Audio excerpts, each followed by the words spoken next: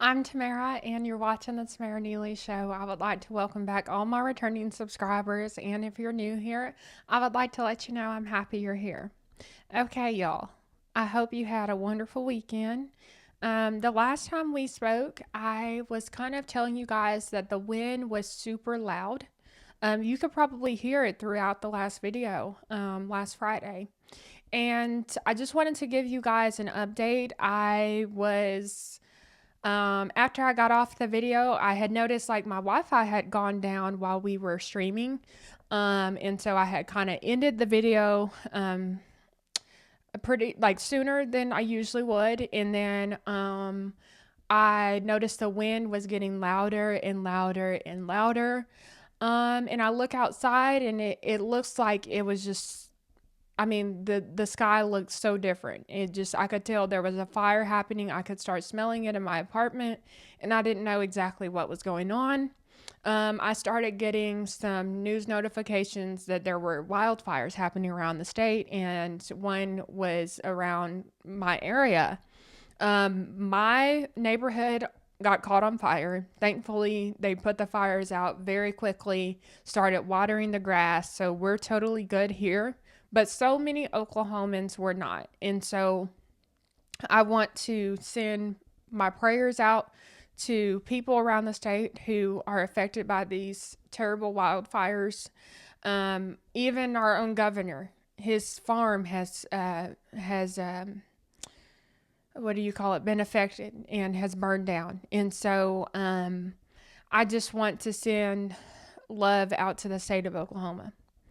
And also, I want to hear a little bit of what the governor's response is to these fires, just to keep you all updated. So let's go ahead and look at the governor's response, and also be praying for America. And be praying for the state of Oklahoma.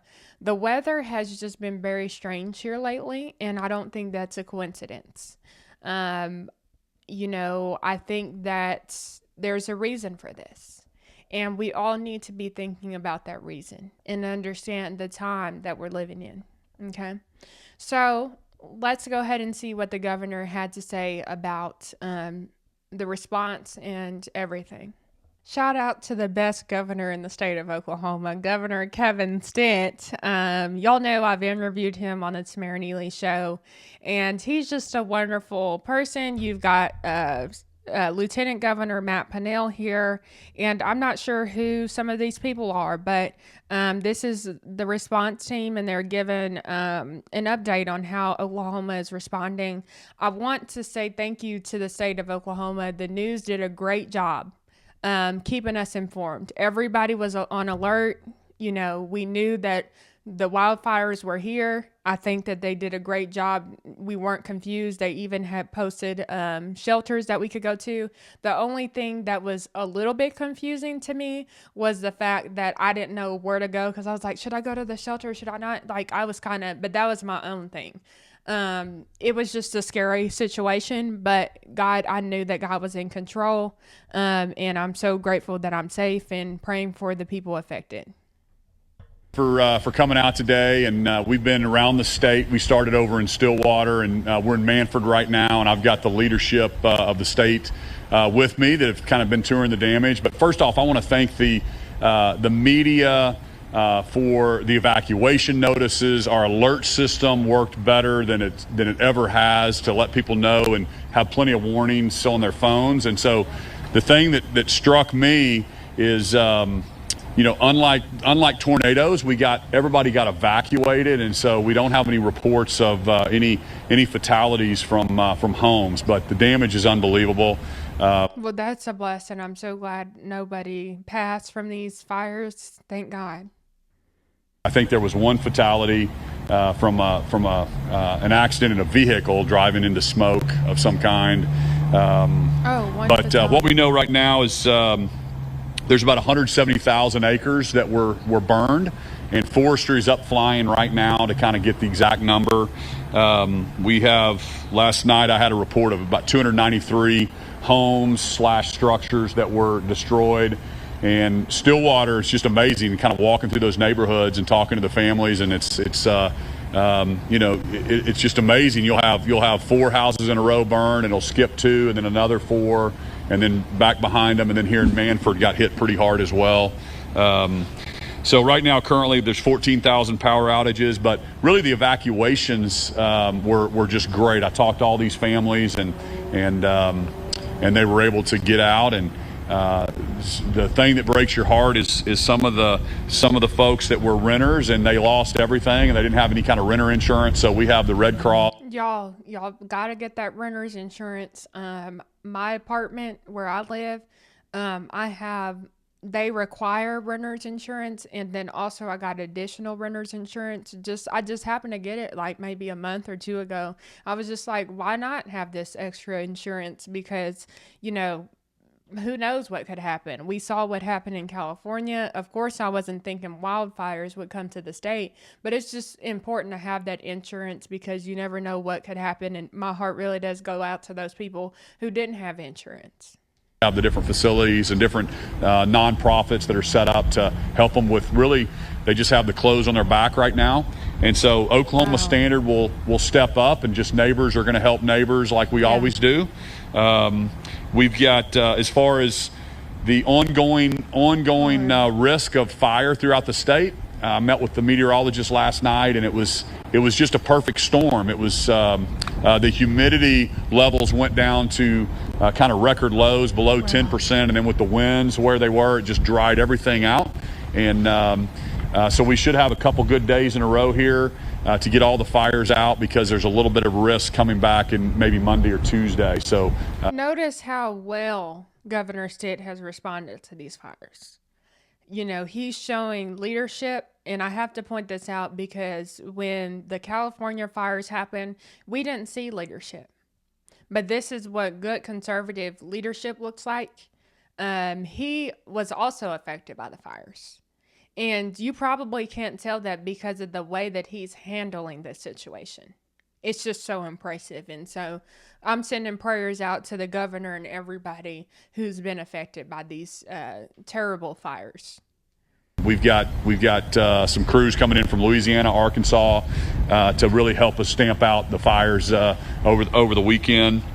But we'll have some other updates from our emergency management folks, and we'll help these guys rebuild. And on a personal level, I lost where I have a little farm north of Luther. I lost my home at my farmhouse. So it's really, this kind of stuff hits close to home. When those fires come through, there's just not a lot that you can do.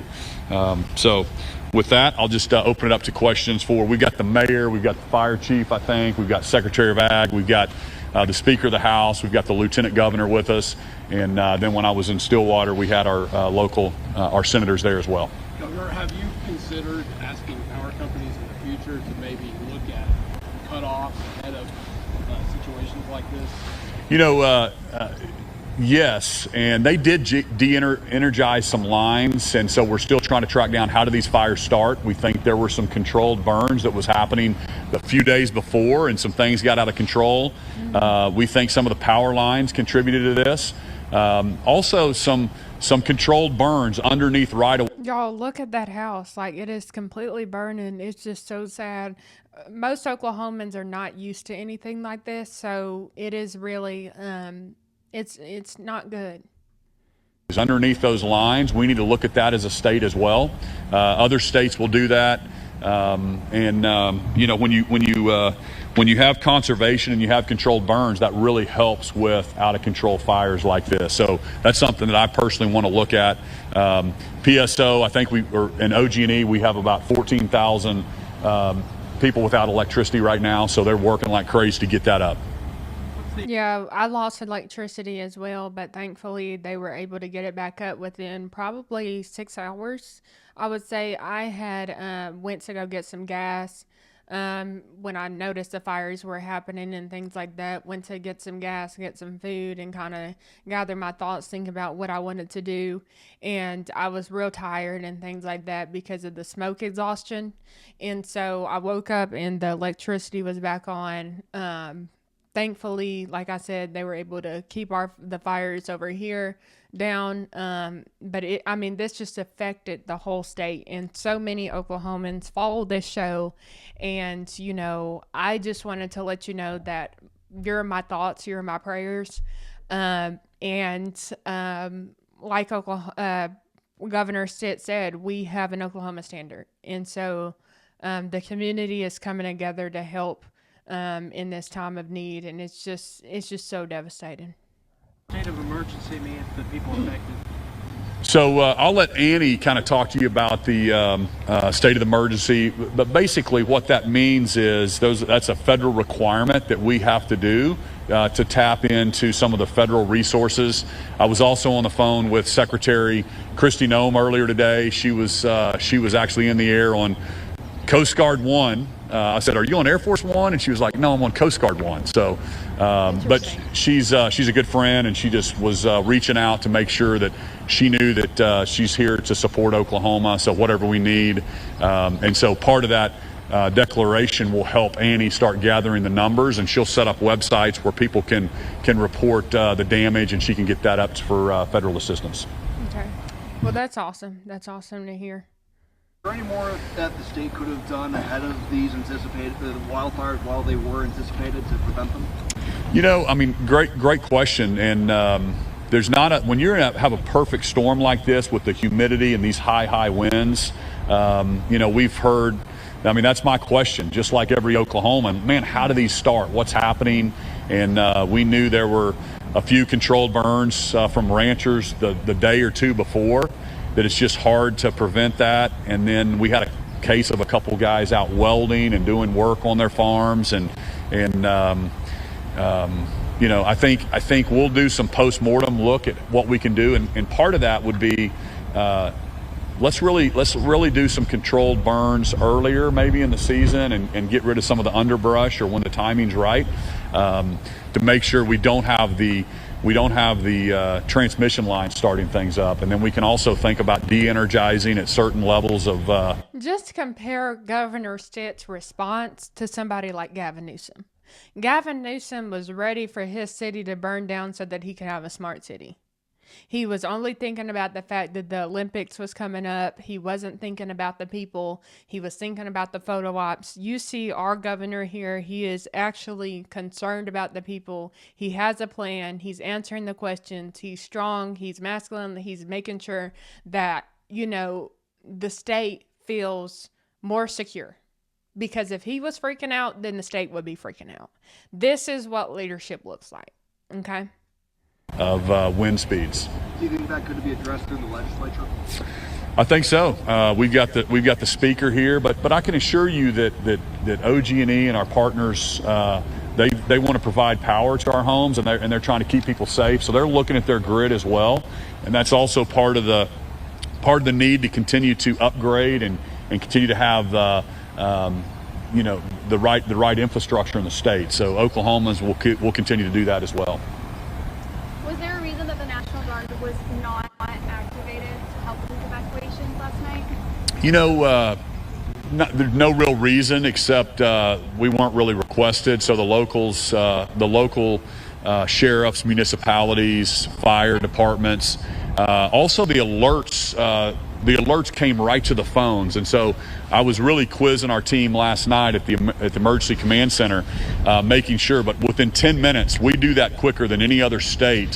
When the locals say, "Hey, we're seeing smoke," and when our meteorologists are predicting things, we're sending that directly out to people's phones. Yes. But also, just to brag on Channel 6, one of the families I stopped and talked to, I said, "Did you get a notice on your phone, or did the police?" And she said, "Channel 6 said we were watching that."